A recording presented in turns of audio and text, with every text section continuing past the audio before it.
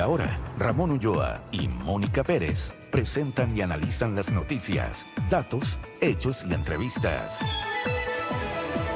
Para resumir lo más relevante del día, desde la 103.3 FM y tele13radio.cl. Aquí parte Conexión Tele 13. Hola, hola amigos, ¿cómo están ustedes? ¿Qué tal? Qué gusto de saludarlos. Muy buenas tardes, bienvenidos. Estamos comenzando una nueva edición de Conexión Tele 13, jornada de miércoles 3 de septiembre en un Santiago que se ha despejado luego de un día gris, frío, ¿no es verdad, Mónica Pérez, en la mañana? Sí. Bueno, sigue siendo, porque tenemos, 16, 15,4 grados. Yo la verdad que ya no sé cómo ubicarme en esta situación meteorológica, porque dicen que volverá a llover el fin de semana, que volverá a hacer frío. ¿Pero por qué tiene que ser el fin de semana? Porque, exactamente, lo mismo me pregunto yo. Sí. Podría ser... A todo esto yo ya como que hasta me resfrié, no sé qué tengo, si alergia o resfriado, pero no he parado de estornudar hoy día. Alergia puede ser, ¿ah? Yo el otro día andaba medio congestionado y se me olvidó tomar mis medicamentos. No, pero yo estoy estornudando. ¿Será que ya empezó la alergia? Puede ser. Es que cuando tú tienes este problema te dicen que tu tratamiento tiene que empezar como en el mes de agosto. Eso me decía mi doc. Y yo porfiado, mira, ya estamos en septiembre, Y todavía no tomé ni un remedio. No, yo sí tomo remedio, pero igual estornudo. Oye, bueno, hoy día han pasado demasiadas cosas en las noticias. Algunas que son realmente, no sé cómo llamarlas, indignantes. Que es este caso de este trabajador con TEA, que fue torturado, digamos, ¿no? En Osorno. Vamos a estar hablando de eso, pero también vamos a hacer conexión con la investigación por los delitos de corrupción que se habrían registrado en la Secretaría Regional Ministerial de Bienes Nacionales de Arica y Parinacota. De los 10 detenidos, 5 son funcionarios públicos, otros 3 son exfuncionarios, o sea que la verdad es que había bastante corrupción en esa institución. Vamos a abordar la situación actual de la megatoma en San Antonio. Los dueños del terreno dieron por fracasadas las negociaciones con el gobierno y ante la falta de un acuerdo será el Ministerio del Interior el que deba definir cómo se debe realizar el desalojo de las más de 10.000 personas que habitan la ocupación ilegal. Todo un problema. Tremendo problema. También haremos conexión con la denuncia de torturas de la que fue víctima este trabajador en el hospital de Osorno.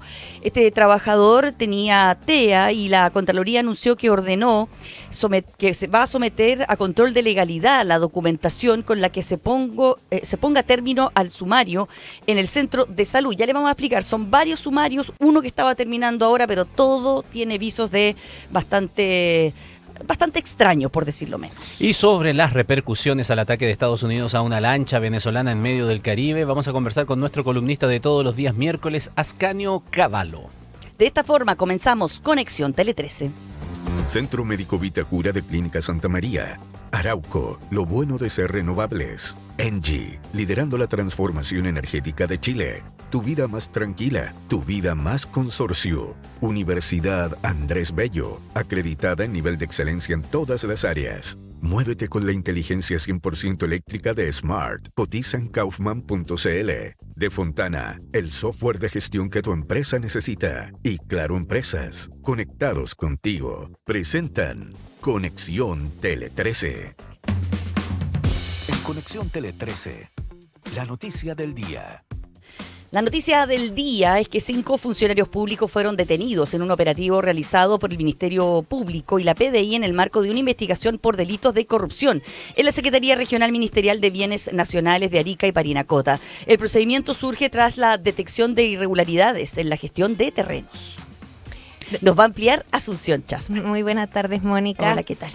De los 5 funcionarios públicos detenidos, 4 son de la Secretaría Regional Ministerial de Bienes Nacionales de Arica y Parinacota y 1 de la Dirección de Obras Municipales de la capital regional. Y además en el procedimiento se capturaron a otros 5 particulares, entre ellos 3 ex trabajadores de la Seremi.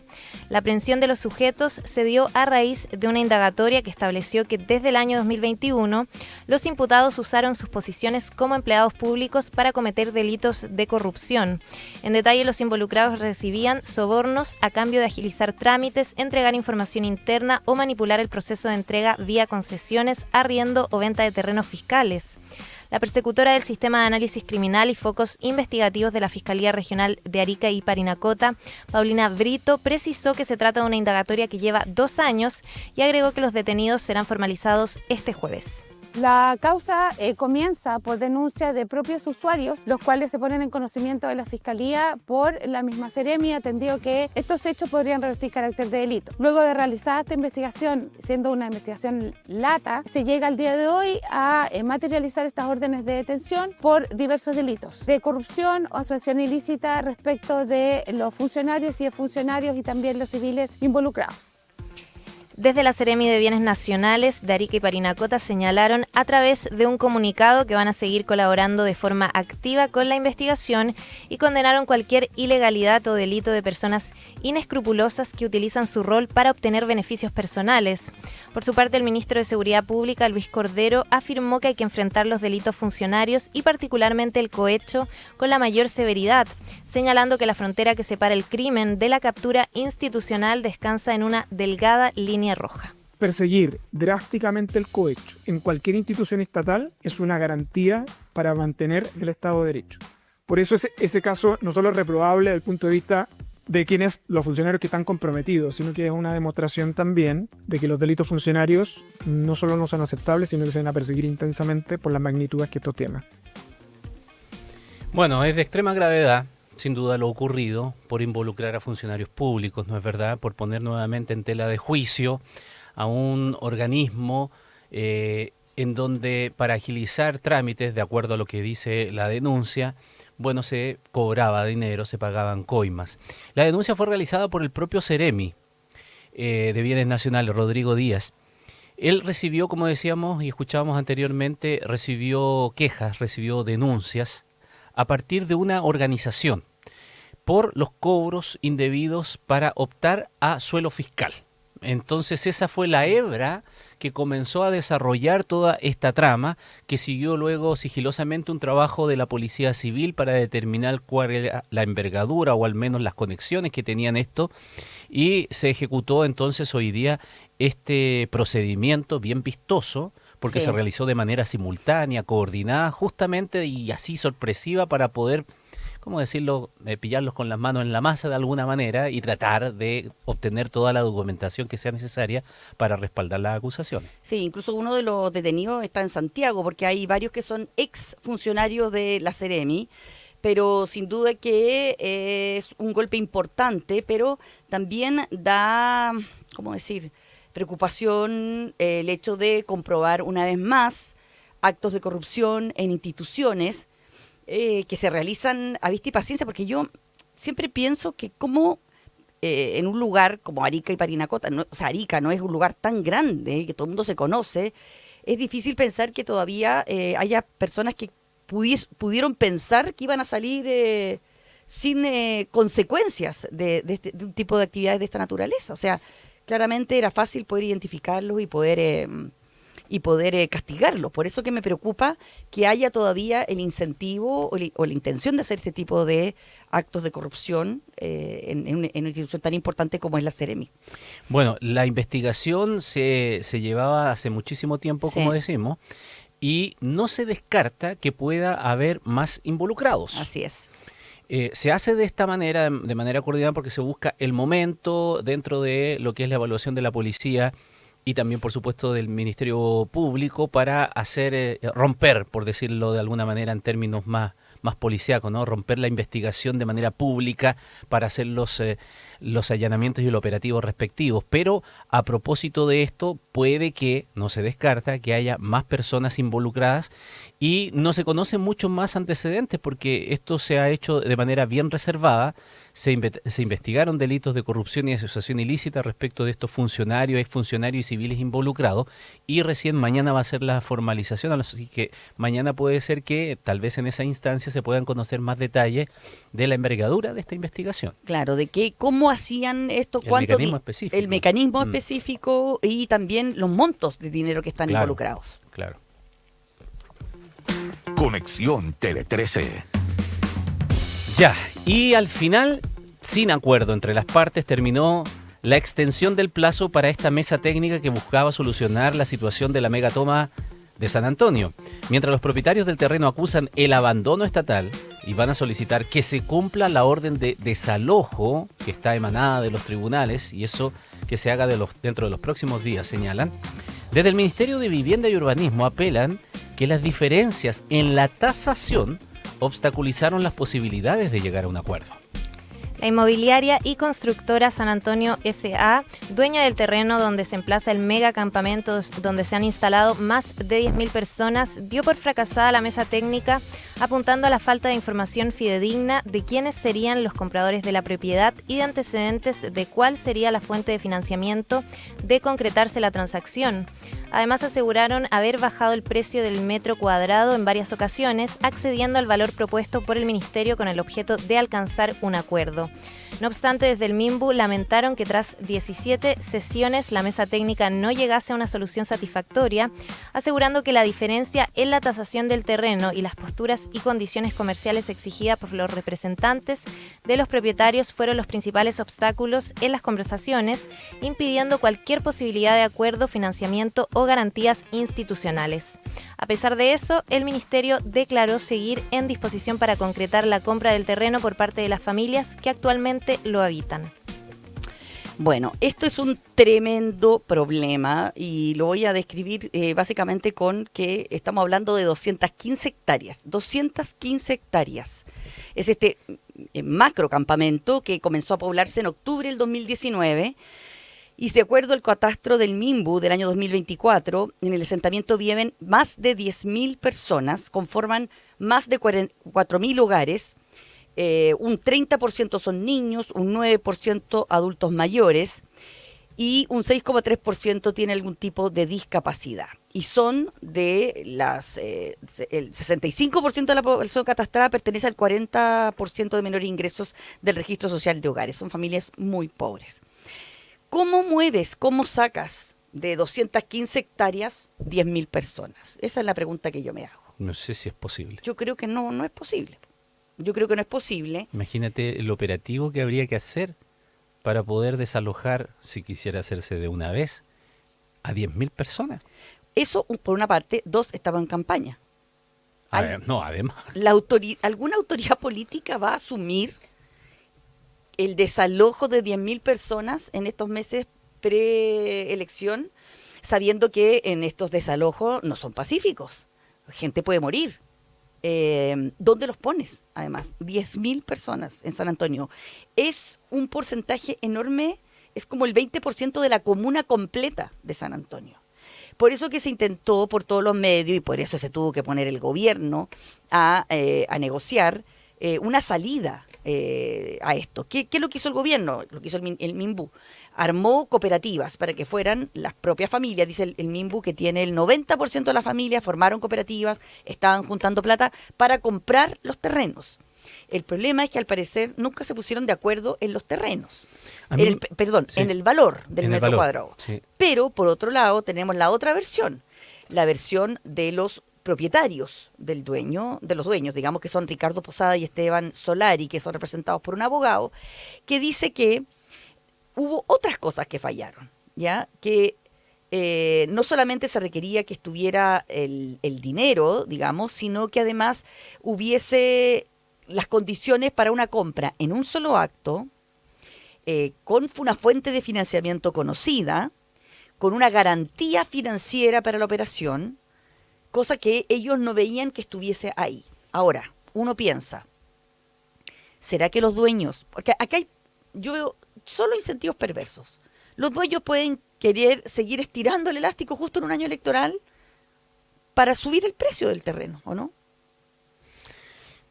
Bueno, pero lo que pasa es que ya han tenido negocios. Es que lo que pasa es que hay versiones encontradas, como tú dices. Sí, pues no sabemos la verdad. Porque por el lado de precisamente los dueños, subrayan que el metro cuadrado no es el principal problema, porque ellos dicen en ese mismo comunicado que tú indicabas, respecto de los otros problemas, dice que la inmobiliaria redujo el precio del metro cuadrado en varias ocasiones y dice, accediendo finalmente al valor propuesto por el MIMBU.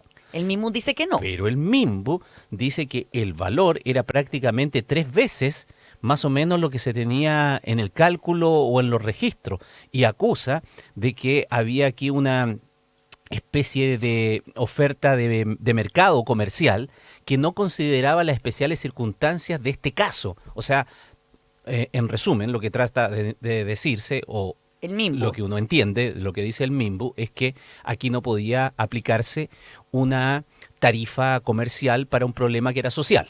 Y que por lo tanto había que buscar una solución desde ese punto de vista, mucho en el precio del valor, Sí, el precio, el en el metro valor cuadrado. del metro cuadrado, mucho más baja, pero se enfrentan las situaciones porque no conjugan las dos versiones. Uno dice nos allanamos hasta el valor propuesto por el MIMBU, y el MIMBU dice que era prácticamente 3 veces lo que ellos tenían en estimaciones. Y que no era coincidente tampoco, o sea, que las tasaciones que hacían los privados no eran consistentes con las tasaciones que hacía el Exacto. MIMBU. Entonces, hay tasaciones que son distintas.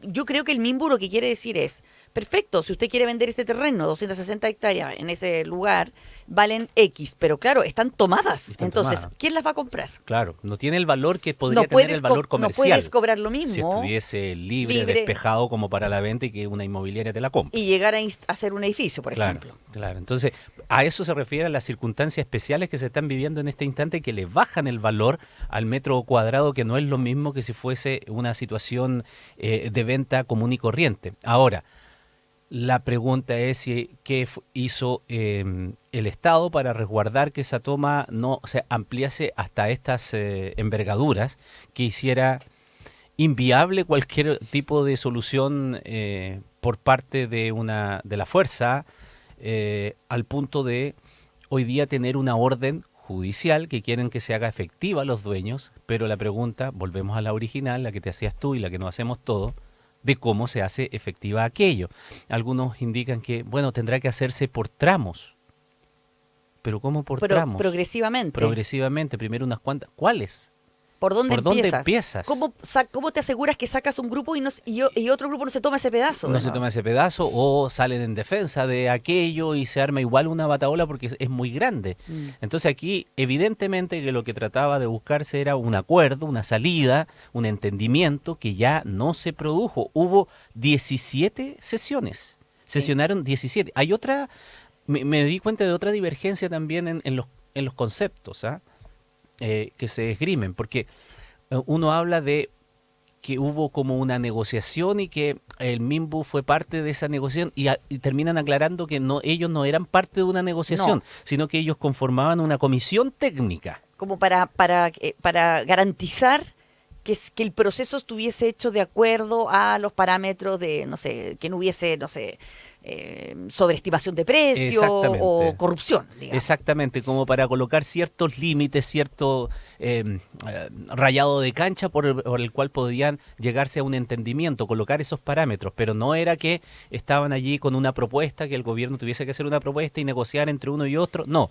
Entonces ahí también hay una diferencia desde el punto de vista de qué era lo que se pretendía, de qué era lo que se buscaba o de qué era el rol que se jugaba en esa instancia que definitivamente ha fracasado. Otro de los temas que hay que mencionar es que los propietarios querían que quien garantizase el dinero para la compraventa del terreno fuera el Banco Estado. Sí.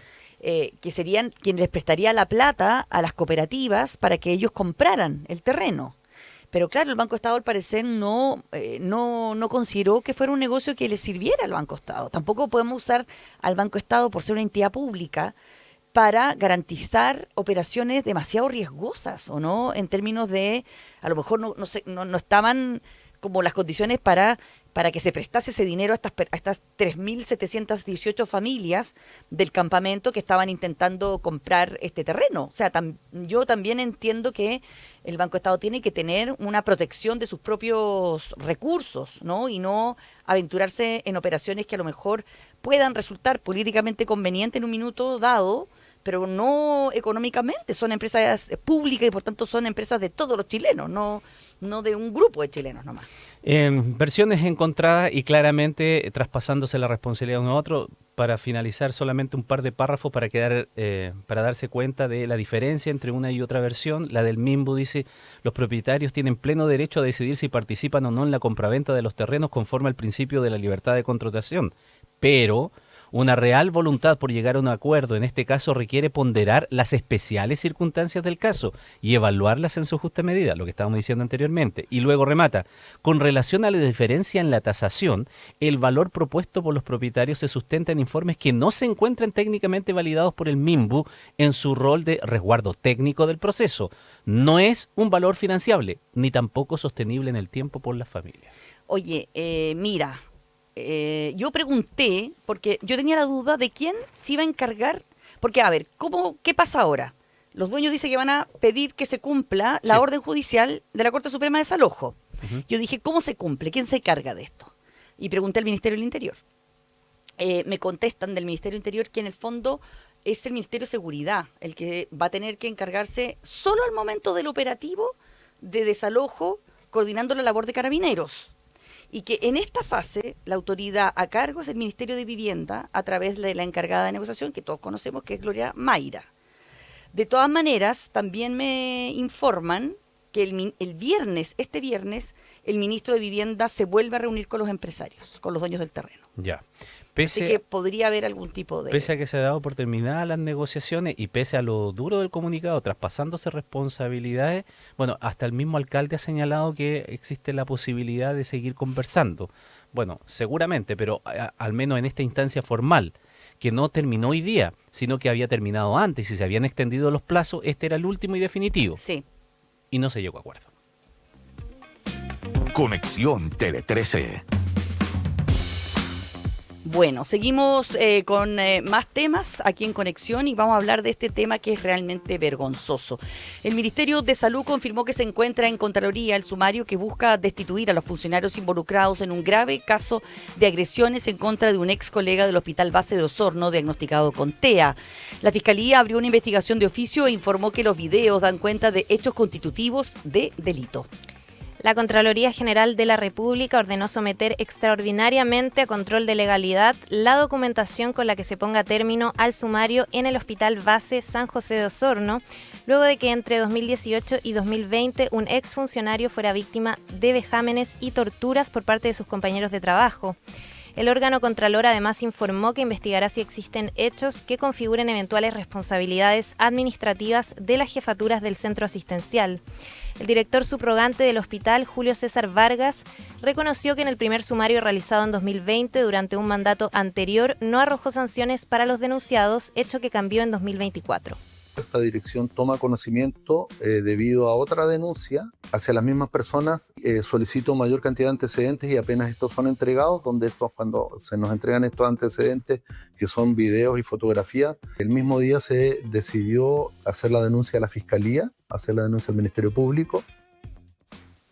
Mientras que la fiscal jefe de Osorno, María Angélica de Miguel, informó que el Ministerio Público abrió una investigación de oficio y resaltó que los videos al interior del Hospital Base de Osorno dan cuenta de hechos constitutivos de delito. Se entrega una orden de investigar a la Policía de Investigaciones para que realice diversas diligencias tendientes al esclarecimiento de estos hechos y a determinar los responsables de estos mismos. Junto con ello y como parte principal está el de poder tomar contacto con la víctima a través de nuestra unidad de víctimas y testigos y poder brindar toda la contención necesaria.